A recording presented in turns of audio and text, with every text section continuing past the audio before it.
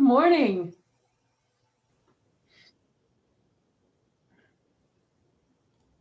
So happy to have you here, Dr. Fauci.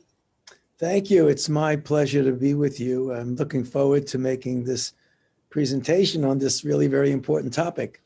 So thank you for having me.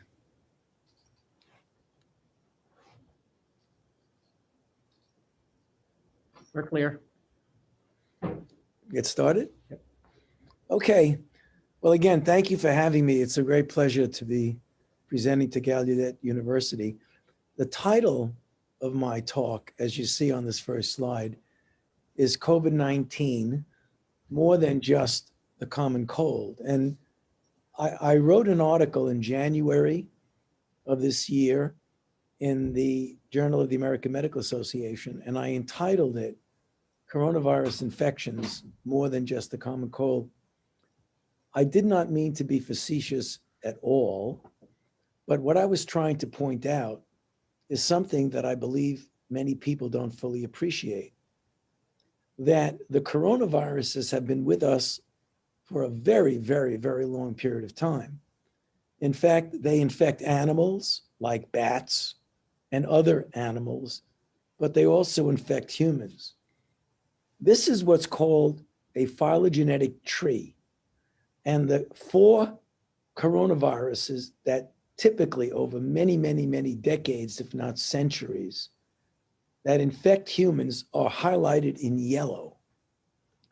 And those viruses are responsible for about 15 to 30% of all the common colds that we experience repetitively, usually during the winter months.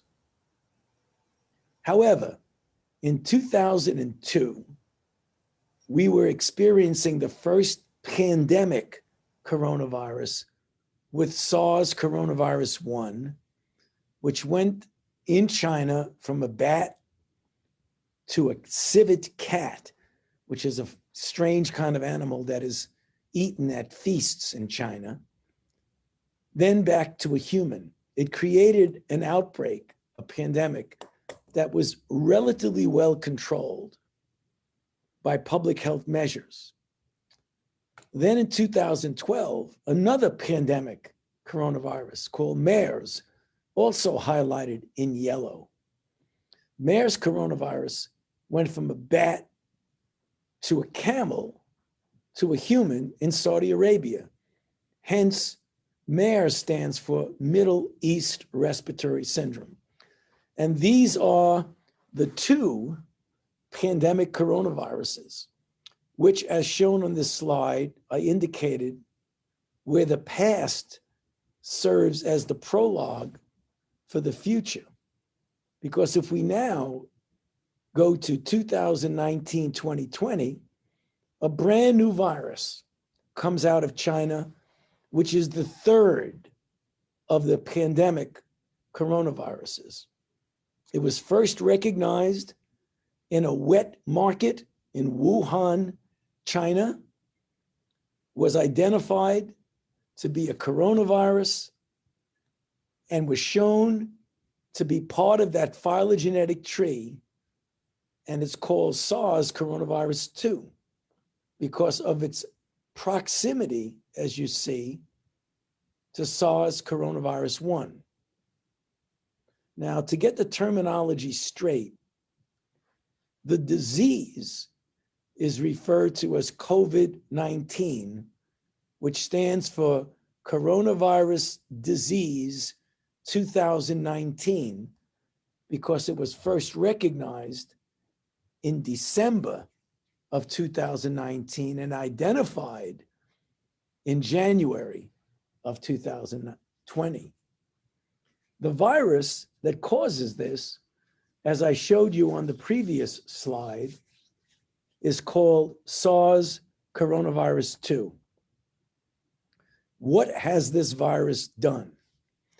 It has caused an explosive global pandemic of unprecedented proportions, the likes of which we have not seen over the last 102 years since the infamous global pandemic of 1918. As of a few days ago, more than 21 million cases are reported worldwide in over 200 countries and over 750,000 deaths. The United States has been hit harder than any other country in the world, with more than 5 million cases and over 165, with the last count being 170,000 deaths.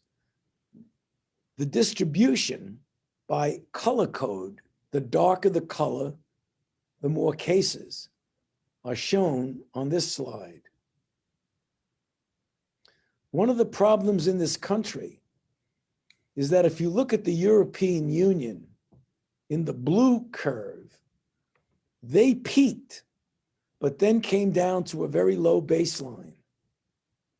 In contrast, the United States in the red line peaked, but never really came down to a baseline and stayed at around 20,000 cases a day for a few months until we tried to open up the country to bring back the economy. And in certain southern states, which I'll show you in a moment, such as Florida, Texas, Arizona, and Southern California, as we tried to open up carefully, some states did not do it carefully, or they tried to do it carefully, but their citizens did not listen. And that's why you see the increase of the slope of the red line, that instead of going down the way it did in Europe, it actually went up, peaking at 70,000 cases a day, now stabilizing at an unacceptably high level of around 50,000 cases a day.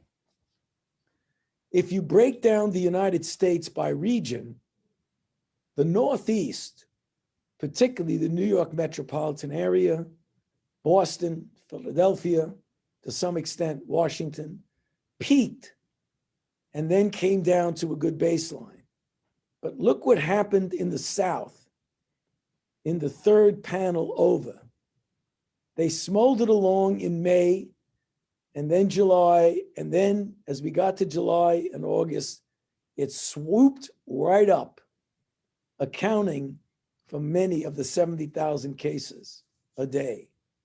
Now, the dangerous place that's starting to do the same thing is in the Midwest. Let's talk a little bit about transmission. It is a respiratory-borne virus, and the transmission is with respiratory droplets or aerosol between people in close contact. It can infect surfaces like doorknobs and cloth and tables. That is not the major way it's transmitted. It's transmitted by people being close to each other without wearing masks. And I'll get into masks in a second.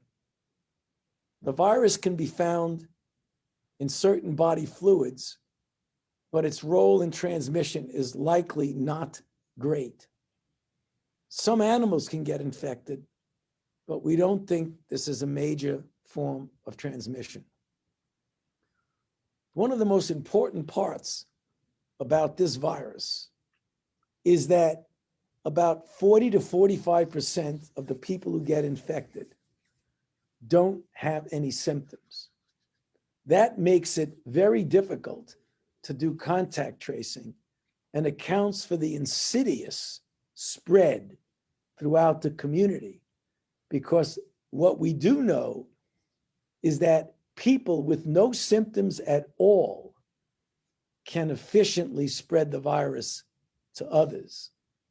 Again, which is one of the reasons why we ask everyone who has any virus in their community to wear a mask, particularly when they're indoors and cannot separate from people. The clinical presentation of COVID is shown on this slide, very much resembling a flu-like syndrome with fever, cough, fatigue, muscle aches, and other symptoms. In addition, there's an interesting loss of smell and taste in some people that precedes the onset of respiratory symptoms. If you break down the relative proportion of mild cases to severe cases, overwhelmingly, people have a mild disease. As I mentioned, up to 40 to 45% have no symptoms at all. Those who have severe and critical disease have a case fatality rate that ranges from a few percent up to more than 20% when people require ventilators. These are some of the manifestations of severe disease, what we call acute respiratory distress syndrome, hyperinflammation, heart abnormalities with arrhythmias, cardiac injury, kidney disease, neurological disorders, strokes, and thromboembolic complications, and a very unusual syndrome in children, which is a multi-system inflammatory disease characterized by skin lesions, shortness of breath, and in some cases requiring ventilators. Now, I mentioned that many people have no symptoms and many get very mild disease. However, there is a certain proportion that get very severe disease, and they are older individuals and people of any age with certain underlying medical conditions, which we refer to as comorbidities. First, let's look at older individuals. If you look at the rate per 100,000 population of hospitalizations, you can see that younger individuals on the left-hand side of the slide have a very low rate of hospitalizations. But as you progress through the years to middle age and the elderly, you can see how the increased risk of hospitalization increases with age. If you look at people of any age, including young people, with certain underlying medical conditions, these are the conditions that strongly are associated with an increased risk of severe disease. And that's heart disease, kidney disease, obstructive pulmonary disease, diabetes, obesity, and the others shown in the slide.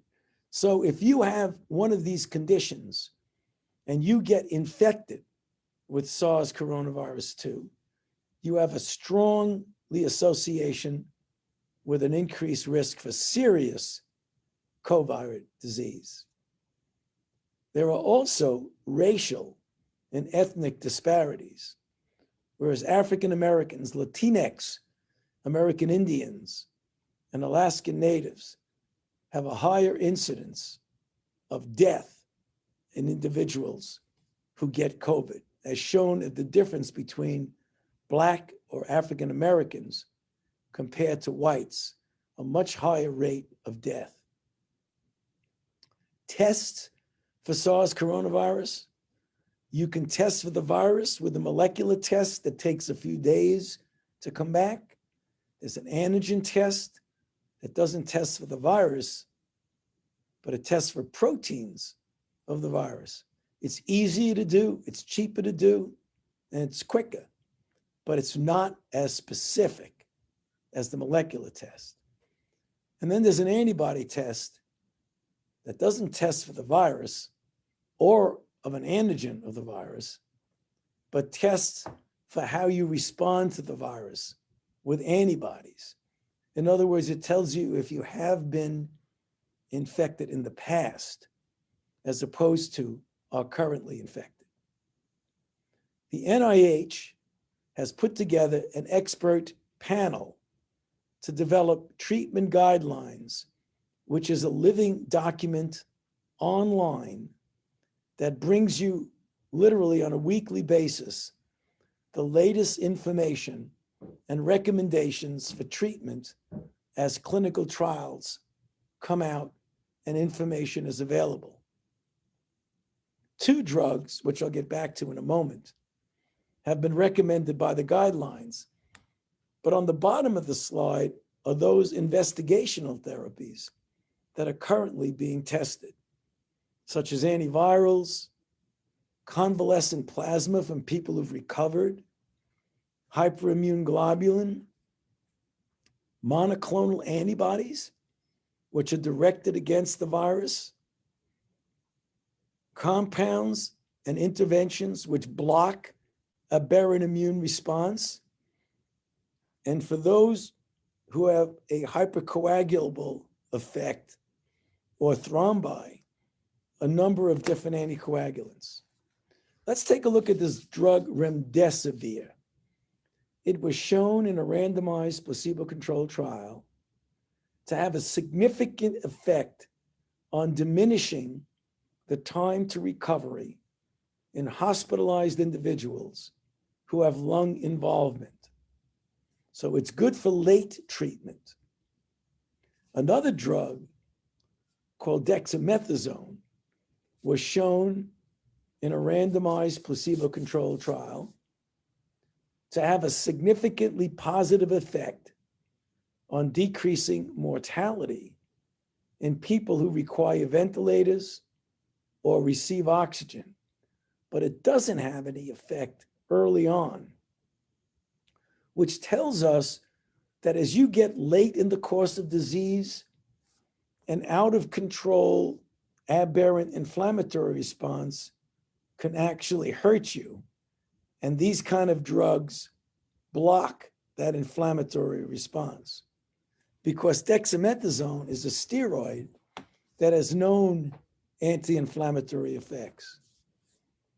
There's a trial of monoclonal antibodies that are going on now to see if it can actually block the virus. A monoclonal antibody is an antibody that you produce in great quantities that's highly specific against a particular part of the virus. Now, there are ways that you can personally prevent infection. Diligent hand washing, avoiding close contact, such as mass gatherings, or even physical distancing of an individual more than 6 feet. Covering your mouth, your nose with a mask, covering sneezes and coughing, avoiding face touching, and regular cleaning of surfaces. From a broader public health standpoint, there are also ways to prevent, such as orders that give distancing, stay-at-home orders, modifying the schedule or closing schools, some non-essential businesses, travel restrictions, both exit or entry, case identification, and contact tracing. Finally, with vaccines, we've taken a strategic approach to vaccine development. There are at least a half a dozen candidates that are being tested. By standardizing and taking a strategic approach, we try to make the protocol similar, with similar endpoints, similar types of questions you ask. These are some of the candidates.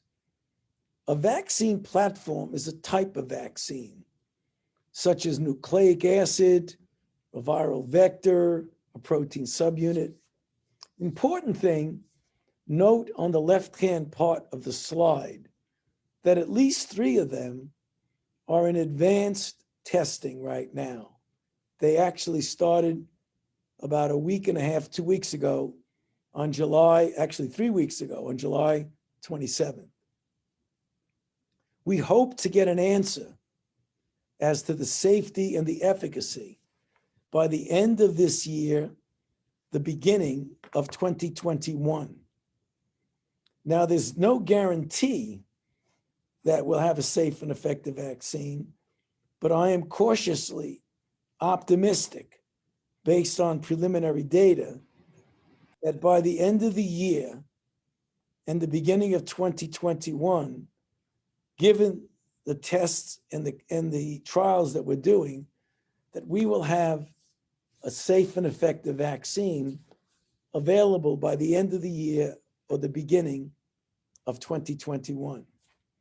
So I'll close on this last slide, which is a website that if you have any interest in learning more about the trials that are done, and even indicating if you have any interest in participating in any of these clinical trials, you can look about what the information is and even sign up by going to coronaviruspreventionnetwork.org. That's coronaviruspreventionnetwork.org as shown on this slide. So thank you very much for your attention, and I'd be happy to answer questions if you have any. Hello, and thank you so much for your presentation. I am going to read some questions for you, and I actually have two that I would like to ask. And again, I just want to thank you so much for being here. I got my PhD in infectious diseases, and I'm so glad that you are here focusing on respiratory diseases. I just wanted to make sure, let me just adjust my screen so I can see you as well. So the first question is general. You've talked about some of the things that we need to do in order to keep ourselves safe. What can we do as a community here at Gallaudet on our campus to make sure we are the most safe? Is there anything more that we should be doing on campus that could make sure it's easier to bring our students back when we feel ready to do so? Well, yes. I mean, first of all, you have to have the capability of access to testing so that if a student gets positive, you can identify that student, put them in a safe place so that they don't infect others. And if they need medical care, which many of them will not, because as I mentioned, it could be a mild disease, but it might not be, and be able to do contact tracing. But the 5 things that everybody should be doing is 1, wearing a mask continually. Number 2, avoid close contact, 6 feet. Avoid congregating in crowds. Doing things outdoor, if possible, much more than indoor. And when you're indoor, get good ventilation. Leave the windows open. And then wash your hands frequently with soap and water. And if it's not available, you can use a sanitizer, a hand sanitizer.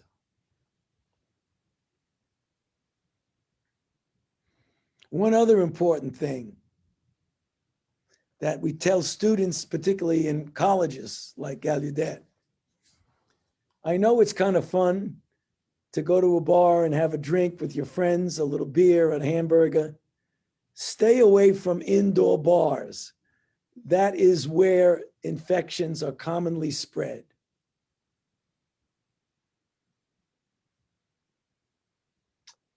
So based on that question, it's important to be outside instead of inside, and we can see that.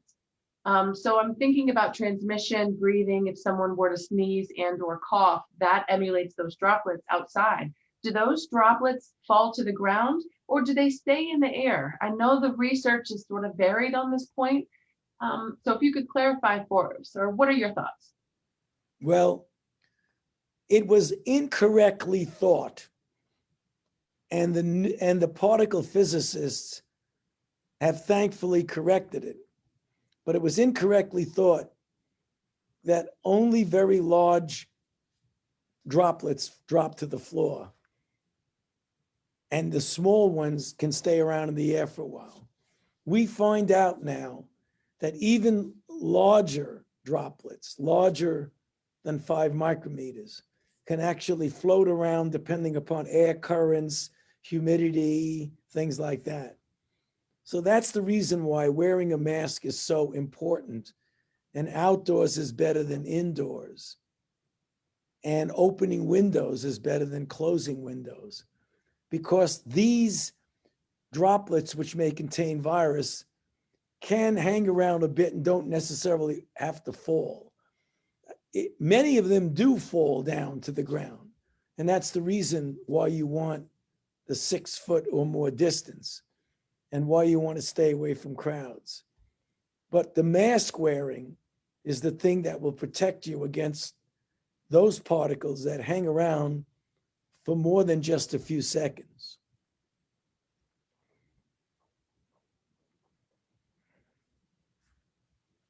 Gallaudet University has a new mask wearing policy. Masks are required once you come onto campus at all times. So I'm letting faculty and staff know who are watching today, that's the requirement for us.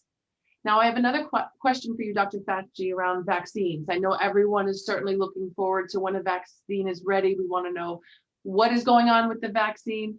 So for higher ed, what do you envision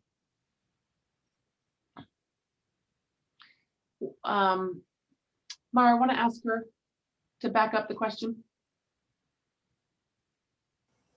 I'll ask her to repeat that question. So in terms of generation of the vaccine, what do you envision that's going to look like for college campuses?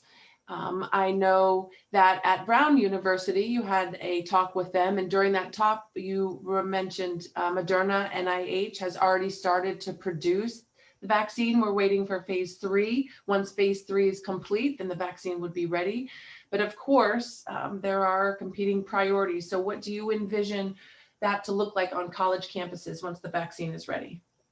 Well, again, I don't want to get ahead of the people who are going to be carefully looking at the prioritization early on. We hope as we get well into 2021, there'll be enough vaccine for everyone, including college students.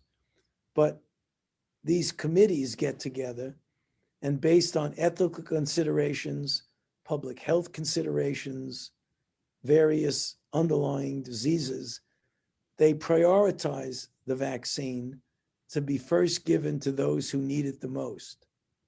That will likely, though again, it may change when the committees meet and recommend, that likely will be healthcare providers and those who are in the front line of emergency responses. It will likely be those individuals who are at a higher risk for complications, like the elderly and those with underlying conditions. And then after that, it would be otherwise normal, healthy people.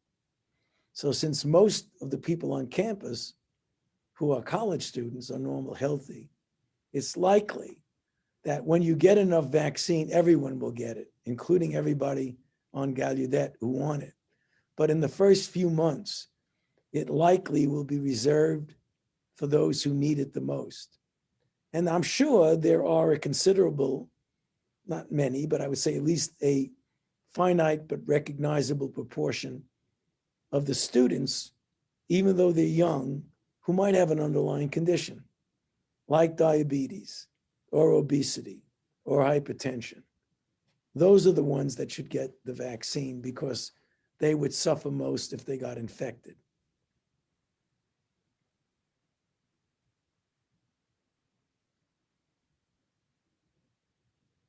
Did you have any thoughts about our campus reopening for the spring of 2021 or campuses in general?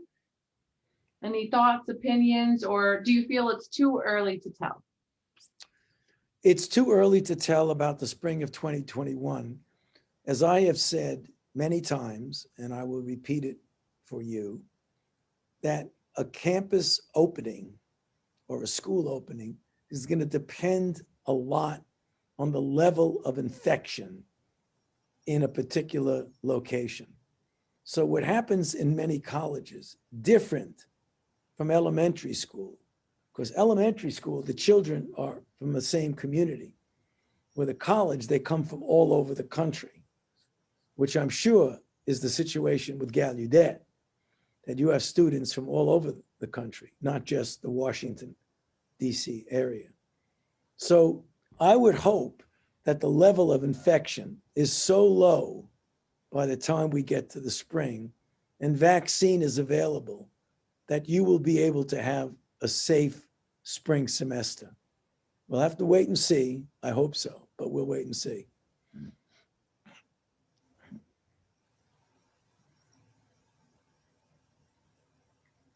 The Moderna vaccine and the mRNA vaccine, is that the first of its type, or are there other vaccines that were used for mRNA? There is no licensed vaccine yet for mRNA. So the good news, it's very quick and efficient and easy to do. The news that you want to make sure it's safe, and that's the reason why we're testing 30,000 people. 15,000 will get the vaccine and 15,000 will get a placebo. At the end of that study, we should have a very good idea of its safety and its efficacy.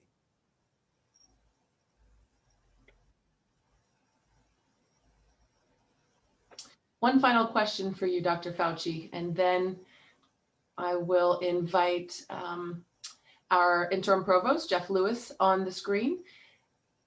But since COVID-19's pandemic, scientists and the communication from scientists has become so important for all communities, even with the racial disparities.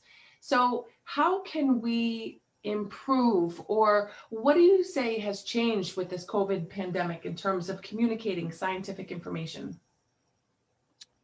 Yes, well, I hope that it changed in the positive sense, but sometimes you hear conflicting information by people who are not scientists or who are scientists, but infectious disease is not their field, who comment on things that may not be completely accurate. So I would hope that you take your cue and you take your advice from people who are recognized infectious diseases experts, because there's a lot of misinformation, particularly when you're in a situation where there's a lot of divisiveness in society. Often information that's misleading gets out there. That makes it difficult for the general public. And that's why I do a lot of outreach, a lot of podcasts, a lot of Instagrams, a lot of chat things to try and get as much information that's correct information out there.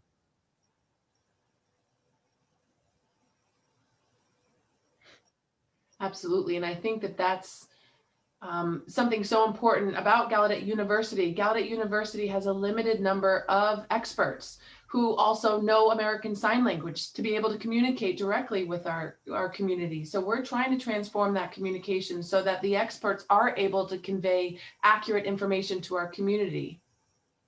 Because we want to make sure that we see the same things happen and we want to see things improve for the better, especially me. You know, I did my PhD on infectious diseases, specifically bacterial pneumonia. And so I totally get everything that you've been saying, you know, related to what's the right message that could be shared and the wrong message. And I always tell my students, you know, if they ask me a question, I say, it depends. It's a good way to clarify. Very much so.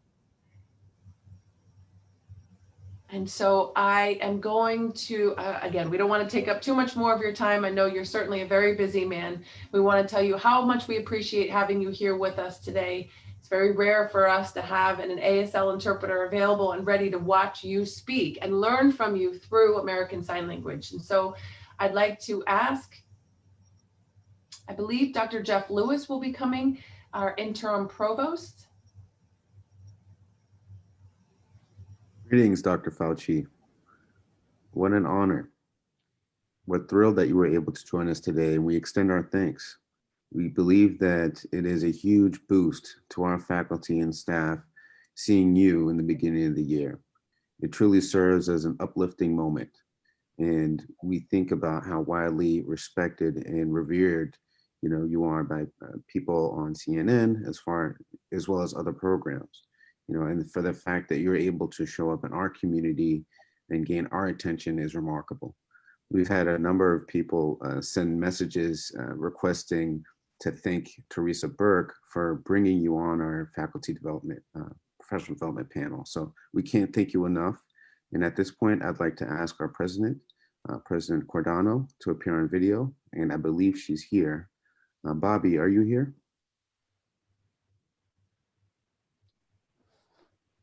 I am. I want to thank Dr. Fauci for being here and joining within our community for this event. You can see that I'm in a different location for where I was prior. We actually had our own COVID-19 experience with the driver not showing up without a mask. So we were forced to then take personal vehicles to the airport and had to drive my spouse here to the airport. So Dr. Fauci and Dr. Wooten, as well as Dr. Burke, I want to thank you for being here to participate with our community, not just the Gallaudet community, but the deaf community at large who will be watching this presentation via Facebook. Dr. Wooten has already shared that in order to be able to get the best information, to be able to serve our community and to be able to improve our health outcomes is to make sure that we have access in this type of way. Dr. Kushal Nagar shares that the outcomes for the deaf community are at a greater impact compared to other communities. And if you look at deaf people of color, you can see that the impact is far greater. So in order for our community to be able to get information and to be updated and to be able to look to improve our own health outcomes for our community and as individuals, as we go through this pandemic, this information is very essential. So Dr. Fauci, thank you for being a part of our community. I know that people have been watching you on TV and have always looked to see your advice. So thank you again for joining us.